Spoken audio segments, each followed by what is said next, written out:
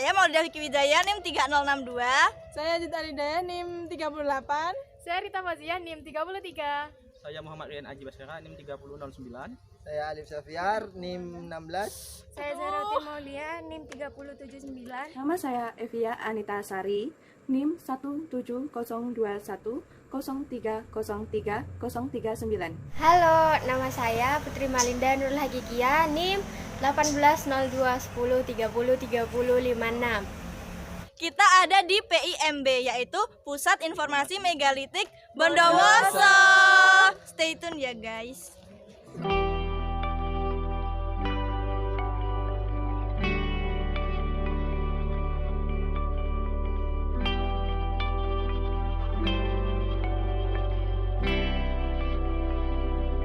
Lokasi ini berada di Jalan Purbakala di Dusun Darikan Tengah, Pekauman, Grojogan, Kabupaten Bondowoso.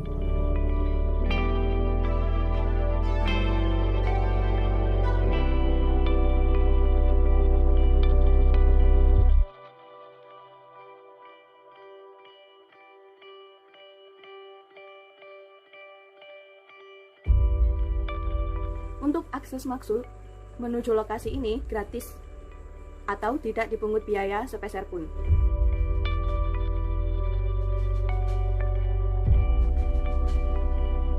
Ya, jarak tempuh dari Universitas Jember menuju ke Pusat Informasi Megalitikum Bondowoso kurang lebih berjarak 23 km dengan waktu tempuh sekitar 35 menit. Selanjutnya dari pusat kota Bondowoso menuju ke Pusat Informasi Megalitikum Bondowoso kurang lebih 11 km dengan waktu tempuh sekitar 17 menit. Kondisi jalan yang ada di pusat Megalitikum Bondowoso ini di Kecamatan Grojogan memiliki kondisi jalan yang rusak. Hal ini disebabkan oleh adanya pabrik lapis kayu yang ada di sekitar situs ini, sehingga mengakibatkan kondisi jalan yang menjadi keluar masuk truk ini menjadi rusak, sehingga terjadi lubang-lubang jalan yang mengakibatkan tidak ratanya jalan tersebut. Untuk menuju ke tempat wisata Pusat Informasi Megalitikum Bondowoso ini, semua kendaraan bisa masuk, kecuali angkutan umum tidak bisa masuk karena kondisi jalannya rusak dan sempit. Tempat parkirnya juga tidak ada. Ya, lokasi di sini ini adalah pusat informasi megalitikum yang ada di Bondowoso. Tempat dari peninggalan masa megalitik seperti batu-batu yang ada di belakang ini dan yang ada di tempat-tempat lain yang ada di Bondowoso. Pusat informasinya berada di tempat ini.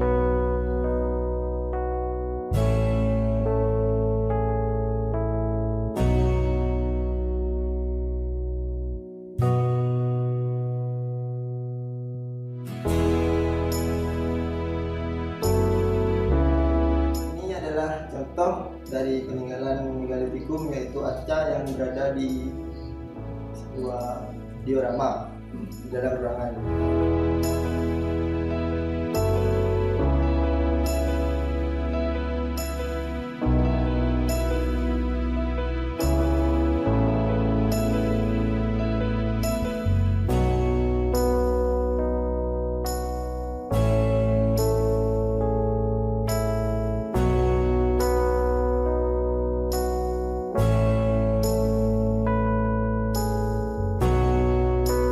Untuk kondisi alam di sekitar Museum Megalitikum dapat kita temui di sepanjang perjalanan, yaitu perkebunan jati, dan juga di sekitar tempat museum tersebut dapat kita temui berbagai macam perkebunan milik masyarakat sekitar, diantaranya seperti perkebunan singkong, ada juga tembakau, kemudian ada jagung, dan di sekitarnya merupakan tempat-tempat yang ditumbuhi oleh pohon sengon. Kondisi alam di sekitar Museum Megalitikum ini termasuk masih asri ya, akan tetapi tempat ini cukup berdekatan dengan rumah-rumah sekitar warga yang ada di Museum Megalitikum Bondowoso.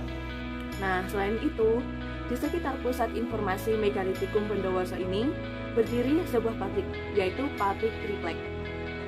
Dilihat dari data yang didapat dari hasil observasi yang kami lakukan mengenai aspek ekonomi, didapatkan bahwa masyarakat di sekitar Pusat Informasi Megalitikum Bondowoso bekerja sebagai petani dan juga buruh pabrik.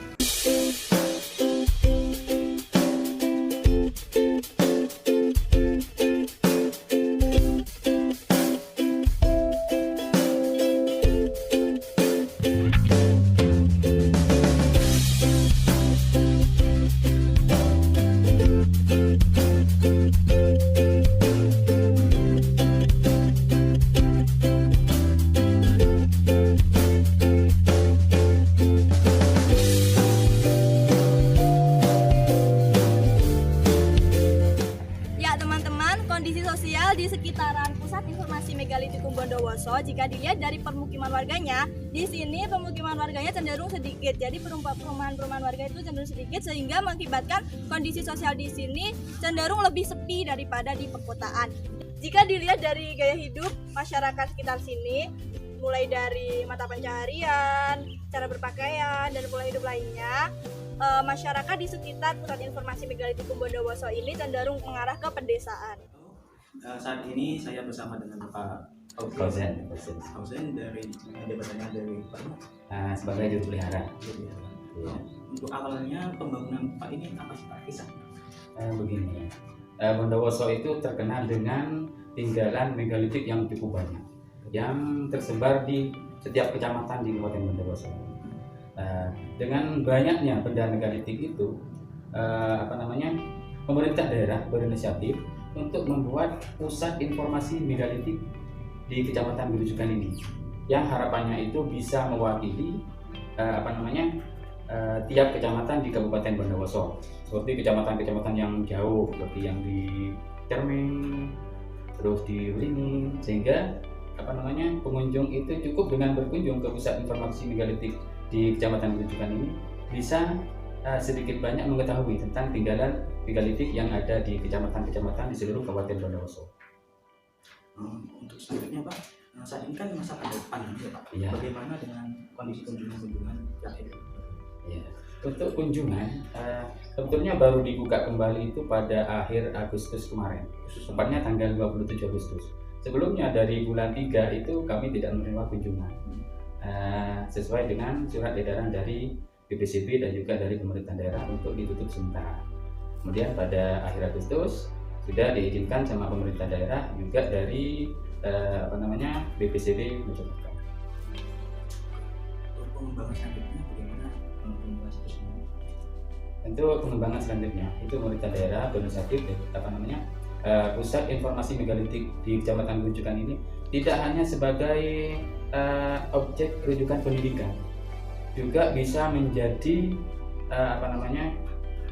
wisata sejarah yang bisa dikunjungi oleh masyarakat umum dan juga wisatawan mancanegara. Untuk harapannya dari Bapak sendiri untuk situ sendiri? Kalau harapan saya ke depan ya, jadi tidak cuma di saya sama teman-teman yang bisa menjaga dan melestarikan megalitik Bondowoso ini. Anak cucu saya juga saya harapkan untuk bisa melanjutkan apa yang jadi tinggalan nenek moyang kita. Jadi bisa sama-sama melestarikan dan merawat. Alhamdulillah kita sudah selesai observasi dan wawancara. Terima kasih telah menonton video kami. Semoga dapat menjadi pembelajaran untuk kita semua dan bermanfaat untuk para penonton. Terima kasih. Jangan lupa like ya.